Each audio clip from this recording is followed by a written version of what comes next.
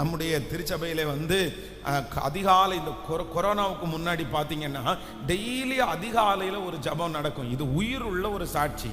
இந்த அதிகாலை ஜபத்தில் பார்த்தீங்க அப்படின்னு சொன்னால், இந்த கவுட்டுச்சாலை இந்த பக்கத்தில் இருந்து பார்த்தீங்கன்னா ஒரு ஃபேமிலி வந்து அவங்க அப்பா அம்மா 2 பசங்க, வாலிப பசங்க வந்து ரெகுலராக வந்து அந்த அதிகாலை ஜபத்திற்கு வருவாங்க. அப்போது ஜபத்திற்கு வரும்போது நான் ஒரு நாள் என்ன சொல்கிறேன் அப்படின்னு சொன்னால், ஆண்டவர் கொடுக்குற இந்த மாதிரி தரிசனத்தை நீங்கள் என்ன பண்ணுங்கன்னா, அதை வந்து ஒரு பிரிண்ட் அவுட் எடுத்து அதை வந்து டெய்லி நீங்கள் பார்க்குறது மாதிரி ஒரு இடத்துல வந்து நீங்கள் ஒட்டி வைங்க. அதற்கு கீழே வந்து தேவனே இதை எனக்கு தாரும் அப்படின்ற ஒரு வாக்கியத்தை எழுதுங்கன்னு நான் ஒரு நாள் பிரசங்கம் பண்ணுறேன். அப்போது பிரசங்கம் பண்ணி முடித்த உடனே அந்த பையன் அடுத்த நாள் காலையில் பார்த்தீங்கன்னா ஒரு A4 ஷீட்டில் வந்து ஒரு பிரிண்ட் அவுட்டை எடுத்துகிட்டு வந்தான். அதில் வந்து ஃபஸ்ட்டு வந்து ஒரு வீடு, அதுக்கப்புறம் ஒரு காரு, அதுக்கப்புறம் கீழே பார்த்தீங்கன்னா ஒரு கீபோர்டு. இது 3ஐயும், இது நடந்த சம்பவம், இது ரொம்ப ஆச்சரியமான சம்பவம். அப்படின்னா ஒரு வீடு, ஒரு காரு, ஒரு கீபோர்டு, இந்த 3 படத்தையும் போட்டுட்டு கீழே வந்து தேவனே எனக்கு தாரும் அப்படின்னு சொல்லி ஒரு A4 பிரிண்ட் எடுத்து என்கிட்ட கொண்டு வந்து கொடுத்துட்டு அவன் என்ன சொல்றான்னா, பாஸ்டர் நேற்றைக்கு நீங்க சொன்னீங்கல்ல, உங்க மனசுக்குள்ள எழும்புகிற தரிசனத்தை வந்து ஒரு போட்டோவா இது பண்ணி நீங்க உங்களுக்கு தெரிகிற இடத்துல வைங்க அப்படின்னு சொன்னீங்கல்ல, நான் ஃபர்ஸ்ட் உங்கள்கிட்ட கொண்டு வந்து ஜெபம் பண்ணிட்டு அதுக்கப்புறம் கதவுல நான் ஒட்ட போறேன்னு சொல்லி நானும் உடனே என்ன பண்ணேன்னா அந்த A4 ஷீட் அந்த பிரிண்ட் அவுட்டுக்கு மேல கையை வச்சு, ஆண்டவரே இந்த வாலிப தம்பி வந்து இவ்வளவு விசுவாசமா இருக்கிறாரு, உங்களை நம்புறாரு, இந்த விசுவாசத்தை கனப்படுத்துங்க அப்படின்னு ஜெபம் பண்ணி அனுப்பி அந்த பையன் அதுக்கப்புறம் அவங்களுடைய வீட்டில் ஒரு நாள் விசிட்டிங் போகும்போது பார்த்தா, உங்களுக்கு நீங்க சொன்னீங்கல்ல அப்படின்னு சொல்லிட்டு கதவை திறந்து காமிச்சா அந்த A4 ஷீட்டை பார்க்கறது மாதிரி ஒட்டி வச்சிருக்கிறாங்க. டெய்லி அதற்காக ஜெபம் பண்றாங்க. ஃபர்ஸ்ட் நம்பர் 1 முதலாவதாக ஆண்டவர் என்ன பண்ணாருன்னு சொன்னா ஒரு கீபோர்டு. அது எப்படி கிடைச்சிச்சு அப்படின்னு சொன்னா, அவருடைய அந்த பையன் போற அந்த காலையில ஜெபத்துக்கு வருவாங்க, இன்னொரு சர்ச்சுக்கு போறாங்க.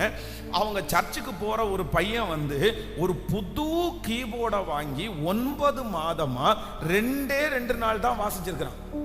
அதுக்கப்புறம் அவன் வாசிக்கவே இல்லை. திடீரென்று என்ன அப்படின்னு சொன்னா, அவனுக்கு வந்து வெளிநாட்டுல வேலை கிடைச்சிருச்சு. அப்போ வெளிநாட்டுல வேலை கிடைக்கும் போது இந்த கீபோர்டை வந்து வித்துடலாம், யாருக்காவது கொடுத்துடலான்னு முடிவு பண்ணி இவனுக்கு ஒரு நியூஸ் சொல்றான், இந்த மாதிரி ஒரு கீபோர்டு இருக்குப்பா, அதை வந்து நான் ஊருக்கு போறது முன்னாடி வித்துட்டு போலான்னு நினைக்கிறேன் அப்படின்னு சொன்ன உடனே இவர் கேட்டிருக்காரு, எவ்வளவு ரூபாய்க்கு தருவீங்கன்னு. ஒரு மிகப்பெரிய ஆச்சரியம் என்ன அப்படின்னு சொன்னா, 1.25 லட்சம் ரூபாவுடைய அந்த கீபோர்டை வெறும் 25,000 ரூபாவுக்கு புது கீபோர்டு 2 நாள் வாசித்த கீபோர்டை அப்படியே அந்த பையனுக்கு கொடுத்துட்டாங்க. வந்தா பாத்துங்கன்னா ஒரு 6 மாசத்துல கீபோர்டை தூக்கிட்டு வர்றான். என்னன்னு கேட்டா, பாஸ்டர் தரிசனத்துல ஒட்டணும்ல, அதை ஒன்ன டிக் பண்ற அளவுக்கு கர்த்தர் நினைச்சிட்டாரு அப்படின்னு சொல்லி ஒரு மிகப்பெரிய ஆச்சரியம். எனக்கு ரொம்ப பிரமிப்பா இருந்துச்சு. மனசார அந்த பிள்ளைக்காக ஜெபம் பண்ணி, ஆண்டவரே நீர் இதை நிறைவேற்றினதற்காக உமக்கு நன்றி அப்படின்னு சொல்லி அனுப்பி விட்டாச்சு. அதற்கு பிறகு இவங்க 2 பேருமே அப்ப சரியான வேலை இல்லாம இருந்தாங்க. அது கரெக்டா பாத்தீங்கன்னா சின்ன பையனுக்கும் வேலை கிடைச்சிருச்சு, பெரியவனுக்கும் வேலை கிடைச்சிருச்சு. இவங்க 2 பேரும் சேர்ந்து ஒரு சின்ன லோன் கூட எக்ஸ்ட்ரா போட்டு அடுத்து ஒரு காரை எடுத்துட்டு வந்தாங்க. அந்த காருக்கும் நானே ஜெபம் பண்ணேன்.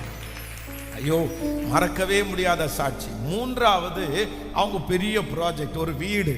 அதே போல கவுண்டம்பாளையம் தாண்டி பார்த்தீங்க அப்படின்னு சொன்னா, அவங்க எல்லாருமே ஃபேமிலியா சேர்ந்து ஒரு வீட்டிற்கு கொஞ்சம் பணம் ரெடியாகி அந்த வீடை கொடுத்து அந்த வீடையும் விலை பேசி கர்த்தர் அந்த வீடை வாங்குவதற்காக கர்த்தர் உதவி செய்தார். இதெல்லாம் பெரிய சாட்சி.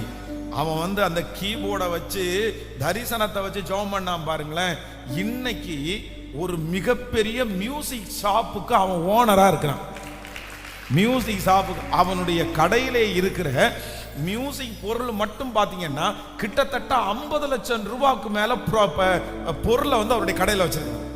ஐயோ, ஆண்டவர் வந்து நம்முடைய விசுவாசத்தை, நம்முடைய தரிசனத்தை கர்த்தர் கனம் பண்றார் அப்படின்னு சொல்லி அந்த குடும்பத்தை பார்த்து நான் கண்டுபிடிச்சேன்.